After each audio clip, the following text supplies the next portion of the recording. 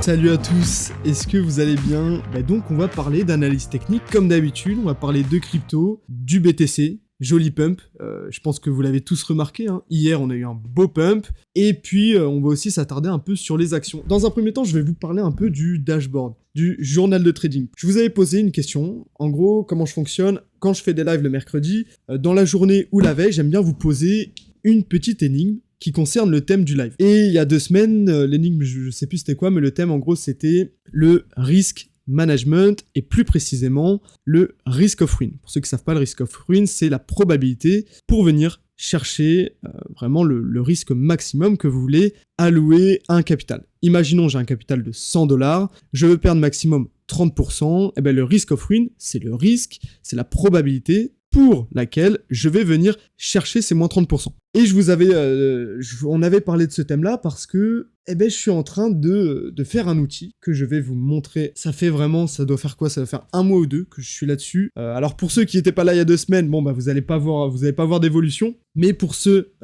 qui étaient là il y a 2 semaines, voilà un peu. Il commence à être fini, vraiment. Là, j'ai fini. Alors, j'ai fait 2. Je suis en train de faire deux corpus, je l'appelle comme ça. Une version qui sera plutôt en couleur claire, donc type ceci. Alors là, il faudra que je change les icônes, tout ça, parce que c'est pas propre. Donc une version claire, light, comme ça, pour ceux qui ne l'auraient pas vu. Et puis une deuxième version plus dark, comme ça. Ça coûtera combien? Honnêtement, je sais pas du tout. J'ai pas envie de faire un truc super cher parce que je suis pas du tout un programmeur super fort, tu vois. J'ai fait ça avec mes petites mains, mes petites connaissances et bien sûr ChatGPT pendant 2 mois maintenant, 2 à 3, non 2 mois je pense que j'ai commencé ce projet-là. Donc je pense pas énormément, je vais dire 15€, comme ça on verra bien, ça sera peut-être un peu plus, peut-être un peu moins, mais je pense que c'est pas mal honnête. Si on regarde sur internet, j'ai vu pas mal de trucs comme ça vaut vraiment bien plus cher que 15€. Alors le BTC, vous avez tous vu, on a eu un joli pump, hein. Si vous avez suivi un peu que je racontais la semaine dernière, on va refaire un peu. Je l'ai jamais fait ce truc-là, donc on va le faire ensemble. Je vais vous montrer avec les vagues d'Elliott toute la méthodologie que j'ai eue personnellement pour mettre en place ce trade-là. Et celui-ci, c'est le setup. En gros, j'ai 3 stratégies avec les vagues d'Elliott. Les vagues d'Elliott reposent... c'est la stratégie, la théorie sur laquelle repose tout mon trading. Et donc, cette stratégie que j'ai utilisée, c'est la stratégie la plus facile à mettre en place et celle qui propose vraiment une rentabilité tout simplement la plus forte, parce qu'on a vraiment un taux de réussite assez exceptionnel. Moi, j'ai quelque chose comme 60% de taux de réussite avec cette stratégie.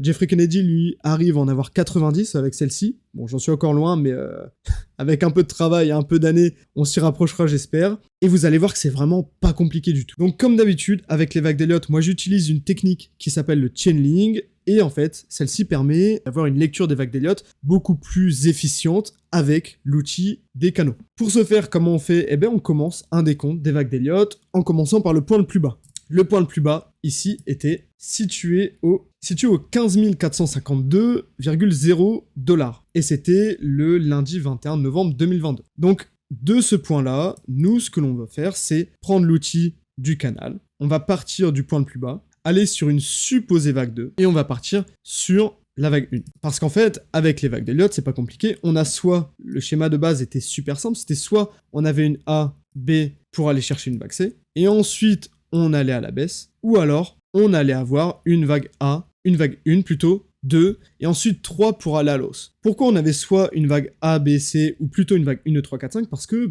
ici, on est clairement dans une vague en 5 temps. Et donc, c'était clairement une impulsive, là. Vague 1, 2, 3, 4, 5. Pour moi, la première jambe haussière était clairement une impulsive. Et donc, forcément, on allait avoir une jambe de correction et par la suite, une autre jambe haussière. Néanmoins, on pouvait pas savoir. On pouvait clairement pas savoir si ça allait être soit une vague C, et donc ça allait induire une correction par la suite, ou alors une explosion à la hausse, et par conséquent, une impulsion. Comment on utilise ça avec le chaining? Lorsqu'on a une cassure durable du canal de base, comme on l'a fait ici, ça veut tout simplement dire qu'on est clairement dans une impulsion. Vague 1, 2, 3, 4, 5, je mets 3, 4, 5 ici, on va voir pourquoi je le mets là et je le mets pas directement au bon endroit. Maintenant, il faut décompter le sous-décompte de la vague 3 pour savoir où arrive justement la fin de cette vague 3 en jeu. Pour cela, ce qu'il faut faire, c'est décompter un sous-décompte, avoir une impulsive dans la vague 3. Moi ici, je vois clairement une vague 1, 2, ensuite là on bidouille, 1, 2, 3, 4, 5, bon 3, 4, 5, et du coup, clairement moi ce que je compte c'est une vague 1, vague 2, vague 3, vague 4, et ensuite ici, une vague 5. Alors c'est un peu compliqué, c'est un peu 8, je comprends. Alors il y a d'autres manières aussi de décompter, on aurait pu décompter ça plutôt comme ceci, vague 1, vague 2, vague 3, vague 3, vague 4 et vague 5. Et d'ailleurs il me semble que je l'ai décompté de la sorte. Et donc le top de ma vague 3 se trouve au top à la TH, on va dire, sur cette timeframe là, parce qu'ici on avait sous décompte vague 1, 2, 3, 4, 5, 3, 4, 5, et vague 1, 2, 3, 4, 5, pour arriver à notre top de la vague 3. Maintenant, ce que l'on attend, une fois qu'on a fini notre impulsion, c'est une correction. Où va aller cette correction? Dites-moi dans les commentaires si vous touchez un peu aux vagues d'Elliott, à quel endroit est le plus propice d'arriver une vague 4. Ce qu'on sait, c'est qu'une vague 4, en général, viendra retracer la vague 3 pour venir chercher, alors si la vague 3 est en extension, on aime bien chercher les 0,236. Si elle n'est pas en extension, on aimerait bien chercher les 38,2, 0,38,2 ou les 50% de notre vague 3. La vague 4 aime bien revenir chercher la vague 4 d'un degré inférieur. Donc ici, par exemple, cette zone-là était vraiment une zone propice pour avoir un certain rebond. Cependant, on était déjà dessus. Donc la prochaine zone de résistance, et qui allait pas mal avec notre canal de base, parce qu'on aime bien aussi avoir un petit rebond sur le canal de base avant de repartir, c'est la sous-vague 4, ici, qui aurait été le terminus plutôt de la sous-vague 4, était vraiment une belle zone pour pouvoir rebondir. Quelque chose sous cette forme-là. Maintenant, un autre point important, c'est les ratios de Fibonacci, comme je vous ai dit. Donc on va regarder la vague 3, et on va regarder tout simplement les ratios de Fibonacci pour en voir un peu les perspectives. Ici, on a les 23,6 qui sont vraiment très proches du cours. Ensuite, ce que l'on a, c'est quoi? C'est les 38,2. 38,2, ratio que tout le monde attendait, par ailleurs. C'était vraiment une bonne zone pour avoir un bon support là-dessus et pouvoir repartir à l'os. Donc moi, je m'attendais, et d'ailleurs je vous en avais fait part lors du live, à cette zone-là. On avait tracé une zone ensemble, c'était celle-ci, parce que vraiment c'était fort propice à avoir un bon support. Ici, pour moi, on allait casser, parce qu'on était clairement sur 5 vagues ici, donc ensuite, vague ABC, on devait retourner à la baisse, et donc casser ces points-là, le prochain point de support était clairement... Et donc, ce qui s'est passé, on va mettre quoi en 10, c'est beaucoup, on va mettre en x3, voir un peu ce qui s'est passé. Ce que l'on a eu, c'est quoi? C'est une belle cassure à la baisse, comme on l'avait dit, pour revenir chercher vraiment pas loin de notre zone à laquelle on s'attendait. Ensuite, boum, on a continué à la baisse, et ensuite on peut voir vraiment on était pas loin de notre 38,2. Mais ici, les 38,2, c'est pas parce qu'on attend les 38,2 qu'on va venir chercher les 38,2. J'en ai vu plein, j'en ai vu énormément sur Twitter qui attendaient les 38,2 pour entrer en longue. Alors c'est une stratégie, oui, c'est une stratégie, mais il faut avoir conscience que les ratios de Fibonacci, tout comme la technique que j'utilise, les clusters, ça permet juste de donner des probabilités. Les clusters, c'est quoi? C'est un outil que j'utilise en combinant deux outils de ratio de Fibonacci pour me donner une zone dans laquelle je sais que je vais avoir le plus de probabilité de me retourner. Mais là où j'ai le plus de probabilité, ça veut pas forcément dire que je vais me retourner là-dessus. Donc moi, réellement, je m'attendais pas du tout à attendre les 38,2 pour rentrer en longue. Pas du tout. Ici, c'est le contexte. Et on va l'appeler contexte. Contexte, donc là, c'est très bien. Mais maintenant, pour rentrer en longue, il faut une certaine exécution, une configuration d'entrée. Pour ce faire, depuis le top, donc celui-ci, on va essayer de décompter ceci avec les vagues d'Elliott. Si j'utilise l'outil des chaining, comme on l'avait fait tout à l'heure, on peut voir ici qu'on a eu une cassure du canal, on a eu une vague à la baisse, une vague à la hausse et une vague à la baisse pour venir casser le canal, mais vous voyez que c'est pas du tout durable. Là, on n'est pas du tout dans un schéma durable, on n'est pas du tout dans une impulsion parce que par la suite, on est venu réintroduire notre canal. C'est pas du tout durable, c'est pas du tout ce que l'on a vu, par exemple, avec la belle cassure du canal pour identifier clairement et simplement une impulsion. Ensuite, ce que je remarque, c'est que ce segment-là, pour moi, je peux totalement le décompter en 5 segments. Si je le décompte en 5 segments, ça donne ceci. Vague 1, vague 2, vague 3, vague 4, et puis vague 5. Donc je vais avoir ma vague 4 qui, elle, est formée par un triangle classique. Maintenant, si je regarde ma deuxième jambe baissière, je vois là, pareil, exactement le même schéma, on est totalement dans une impulsion. Ici, regardez, moi je décompte, vague 1, vague 2, sous-vague 1, sous-vague 2, sous-vague 3, sous-vague 4, sous-vague 5, vague 4, et puis vague 5 qui se termine en ending diagonale. Là, vraiment, c'est très propre. Alors, si vous n'avez jamais entendu parler des vagues d'Elliott et que c'est une notion très flou pour vous, il se peut que ce soit un tant soit peu compliqué. Hein, je veux bien l'admettre, c'est totalement normal. Cependant, pour ceux qui suivent les vagues d'Elliott, et j'essaye vraiment de vulgariser ça au maximum, hein, avec pas mal d'expérience, eh bien on arrive à décompter le marché de cette sorte, et c'est assez facile. Ce que l'on attend, c'est quoi? C'est une zigzag. Zigzag que l'on a fait. On va regarder avec des ratios de Fibonacci pour voir si on est plutôt pas mal. Alors, un ratio de Fibonacci à privilégier pour la vague C, c'est de venir chercher la longueur de ma vague 1. Un autre outil que j'utilise, le retournement de Fibonacci, j'utilise le retracement de ma vague B. Ici, on va pas venir chercher les 138,2 parce que c'est bien trop faible. Donc, je m'attends plutôt à venir chercher les 200. Et vous voyez, ici, on a une belle confluence entre mon égalité entre ma vague A et ma vague C et mes 200. Donc ça, c'est la zone que je vous ai identifiée tout à l'heure, que j'appelle cluster. C'est la zone sur laquelle on va avoir le plus de chances de se retourner. Et vous voyez, on est venu un petit peu plus loin, chercher vraiment quelques pourcentages plus loin, avant de réintégrer le canal et venir à la hausse. Donc maintenant, comment rentrer en longue? Pour ce faire, j'adore utiliser des indicateurs techniques, et notamment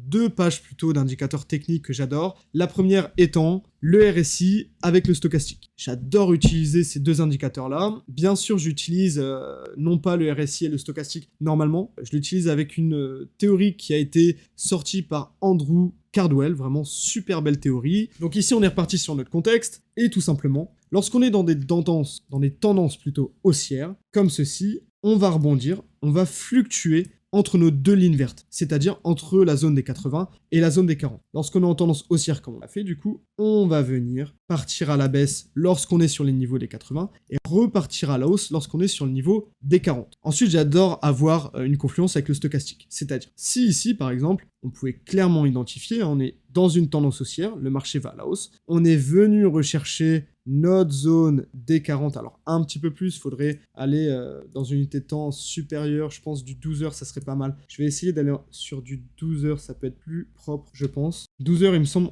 voilà, 12 heures, on est plutôt propre, on a vraiment le schéma, l'unité de temps la plus propre, parce qu'ici, vous pouvez voir, on est venu rechercher la zone des 40 sans trop aller trop bas. Le stochastique est lui aussi retourné en surachat, ça veut dire que le momentum, les gens ont envie de retourner à la hausse. En tout cas, les gens ont peur plutôt de retourner à la hausse, ce qui va faire qu'on va avoir une force d'achat assez énorme. Ensuite, ce que l'on peut remarquer, d'autre part, c'est des divergences. Ici, pour ceux qui ne savent pas ce qu'est une divergence, c'est lorsque les creux et les sommets sur le RSI divergent par rapport aux creux et au top du marché. Sur le RSI, par exemple, on peut voir ici que les creux sont de plus en plus bas. Le 30 décembre 2022, on était sur ces niveaux-là du RSI, et ensuite, on est venu à la hausse pour venir chercher le 13 février, la zone des 21 466 sur le BTC. Donc, une hausse. Sur le RSI, contraire. Boum, on est parti à la baisse. Donc ça, c'est une divergence baissière. Et la conclusion de ça, la résultante, c'est tout simplement, on attend un retour à la hausse. Donc là, sur cette première page, j'étais clairement favorable pour un retour à la hausse,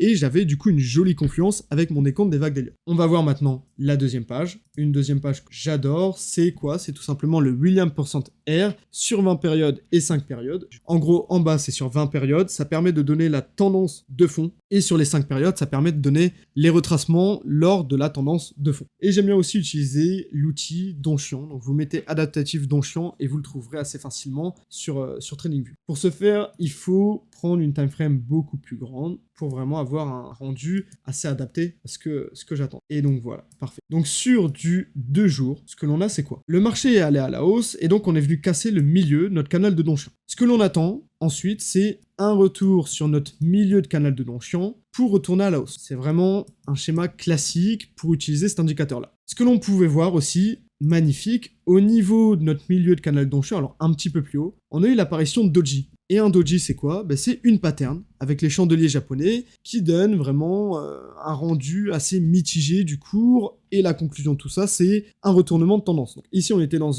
une petite tendance baissière, retracement, doji, retournement pour aller à la hausse. Sur le milieu de canal, c'est vraiment très propre. Ensuite, avec le Williams % R, classique, tendance de fond, on était au-dessus des 15, donc on était dans un mouvement tendance de fond haussière, clairement identifié avec le Williams % R. Sur le Williams % R, sur 5 périodes, on avait une identification de retracement parce que on était passé sous les -15 alors que notre tendance de fond était encore haussière. Et donc avec toutes ces informations-là, petites informations-là, la conclusion c'était quoi? C'était de retourner à la hausse. On avait une forte envie de retourner à la hausse. Au niveau des vagues d'Elliott, c'est très propre. Au niveau de mon RSI stochastique, c'est propre aussi. Et au niveau de mon Williams %R, c'est très propre aussi. Et maintenant, je vais vous montrer comment j'ai réussi à prendre une configuration d'entrée et à quel endroit. Je vais vous montrer exactement ce que j'ai fait. Alors, je ne suis pas rentré directement en trade dès la cassure, non, parce que j'étais en cours et puis j'avais un autre trade sur Meta aussi, sur Facebook, du coup je préférais attendre un petit peu. Et puis j'ai vu que le marché n'est pas allé directement à la hausse, donc je suis rentré ici sur les 22 229. Pourquoi? Parce qu'en fait, avec une zigzag, lorsque ta configuration d'entrée est une zigzag, tu as deux manières de rentrer sur le marché. Alors, tu en as plusieurs. Mais moi, celle que j'aime bien, c'est la cassure de la vague A. Ensuite, tu peux aussi rentrer sur la cassure de la vague B pour avoir une plus grosse probabilité de réussite. Néanmoins, vu que tu auras moins de risques, tu auras beaucoup moins de récompenses. Donc moi, je préfère avoir plus de risques, mais gagner plus.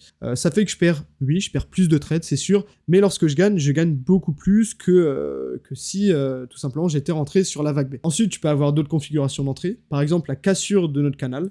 Si on casse notre canal, clôture au-dessus du canal, tu rentres en longue avec ton stop loss sur la vague C. Tu as aussi d'autres manières de rentrer sur le marché, c'est-à-dire le double swing high, c'est-à-dire tu as un top, un creux, un top plus haut, un creux qui revient chercher entre le top et le creux précédent, et ensuite cassure. Donc tu rentres au niveau de la cassure de ton dernier top et stop loss sous ton dernier creux. C'est une autre manière. Moi personnellement, je préfère rentrer à la cassure de la vague 4 plutôt pour aller chercher les targets que je vais dire maintenant. Quels sont les targets à venir chercher pour tout simplement trader une vague 5?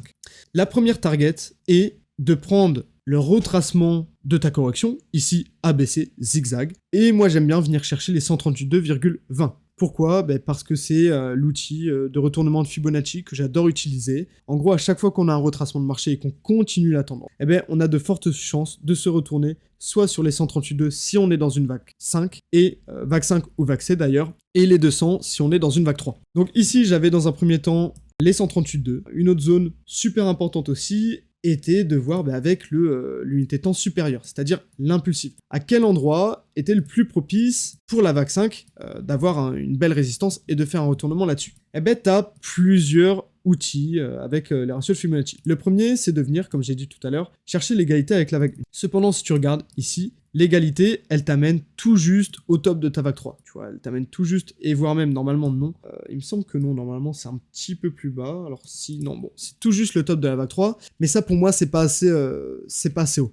Lorsque j'attends de venir chercher une vague 3, j'aimerais venir chercher plus haut que la vague 3, mais bien plus haut, pas juste venir un petit chouïa au-dessus pour ensuite former ta vague de correction. Parce que là, sinon, si on vient pas chercher le top de la vague 3, on est dans une vague 5 en tronqué, donc ça arrive, néanmoins c'est peu probable. Donc lorsqu'on arrive sur un résultat de la sorte, en général, je viens chercher de mon bas de mon impulsive à ma vague 3, et ensuite je viens chercher les 0,618 de la racine de mon impulsive jusqu'à ma vague 3, reporter à ma vague 4, et en général, j'aime bien venir chercher les 0,618, ça se fait très très bien honnêtement. La plupart de mes résultats fonctionnent comme ceci et j'en ai des très bons résultats. En général, ce que j'aime bien faire, c'est combiner du coup et mon retracement, ce que je vous ai dit tout à l'heure, de la correction, donc zone retournement. Et pour la vague 5, j'aime bien chercher le cluster, donc entre les 138,2 et les 0,618 de toute mon impulsif. On va regarder un petit peu ce qui s'est passé et voir comment j'ai réagi par rapport à tout ça.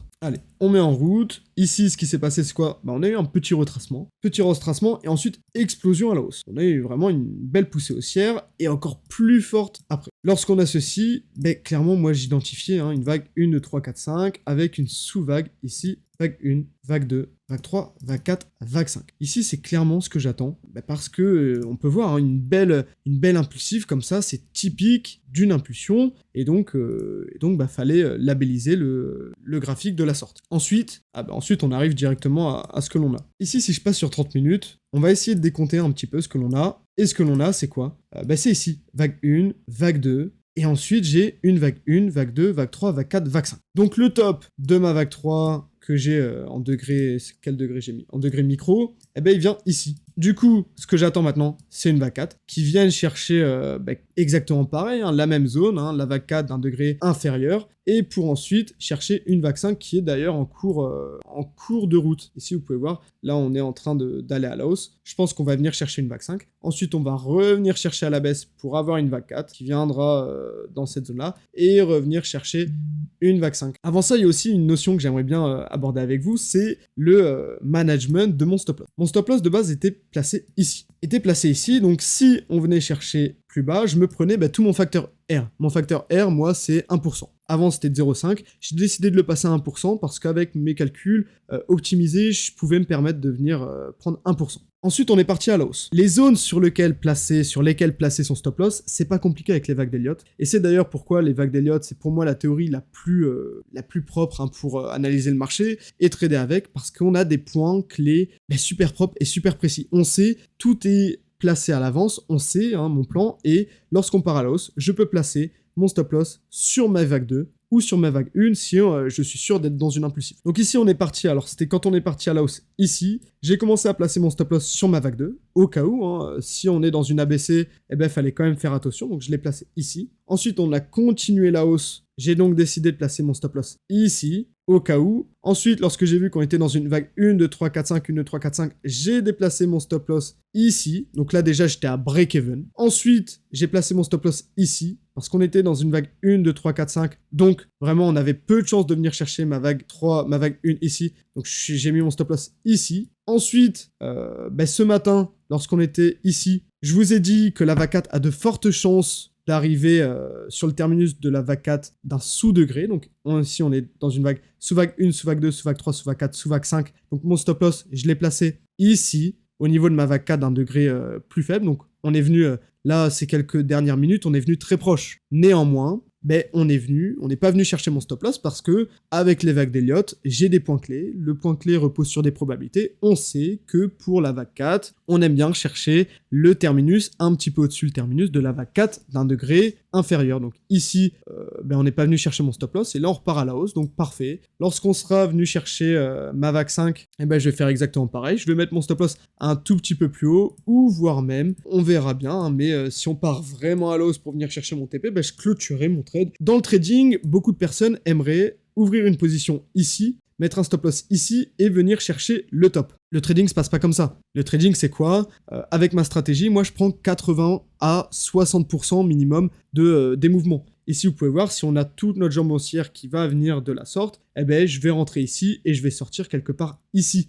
Si on vient pas chercher ma target, je vais mettre mon stop loss ici, puis je vais venir me faire prendre mon stop loss. J'aurais pris quelque chose comme 80% de tout le mouvement haussier. C'est tout ce que l'on me demande. En tant que trader, moi je cherche pas à avoir les creux et les tops, c'est impossible. C'est impossible. Si vous êtes full crypto, je vous recommande totalement de passer par une propre firme. Si vous savez trader, encore une fois, je le dis parce que c'est important. Sachez que 90% des gens qui essayent les propres firmes, tout simplement, ils perdent. Ils perdent tout parce qu'ils font n'importe quoi. Ouais, voilà. Le minimum, c'est 25 000 et le maximum, c'est 100 000. 1 million plutôt. Avec 1 million, tu payes juste 6 500 $. Imaginez, tu payes 6 500 $ et tu as un capital d'1 million. C'est énorme. Et en plus, il faut savoir que, alors avec SearchTrader, je suis pas sûr, mais avec FTMO, si vous savez trader, c'est-à-dire vous avez une stratégie lors du challenge, il y a presque aucune chance de perdre un challenge.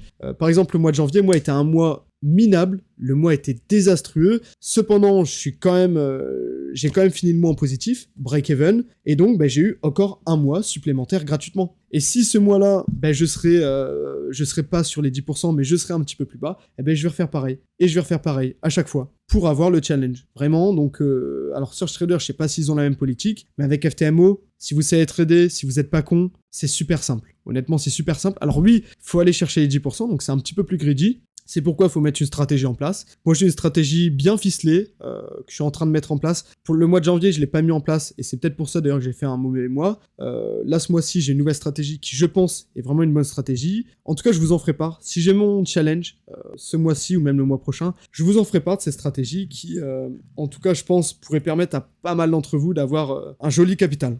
Si vous savez trader, encore une fois. C'est mon site internet que j'ai fait de toute main. Tout ce que je fais, ça vient de moi. Pour la plupart, il y a juste un bot Telegram que j'avais fait à l'époque, mais que j'ai fermé, qui a été fait par quelqu'un d'autre parce que j'avais pas les connaissances pour le faire. Mais sinon, tout le reste a été fait à la main.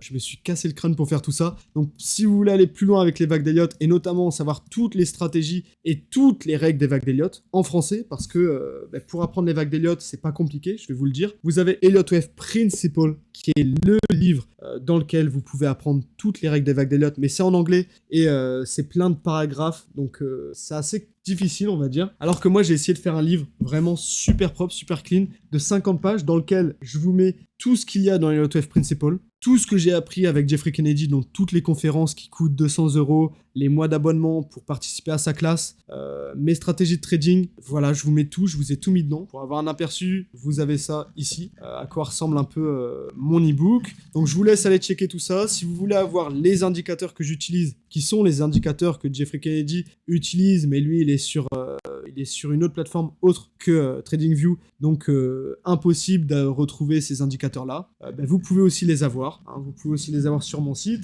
Et puis voilà un peu pour vous donner toutes les clés pour aller plus loin avec les vagues d'Elliott si vous voulez avoir mon contenu. On va se laisser là, du coup, on se retrouvera dans 2 semaines. En tout cas, j'espère que ce live vous aura vraiment plu. Moi, ça m'a fait plaisir de faire ce live-là pour vous donner vraiment une clé de ma stratégie. Bonne semaine à vous, bonne fin de semaine à vous, et puis tradez bien.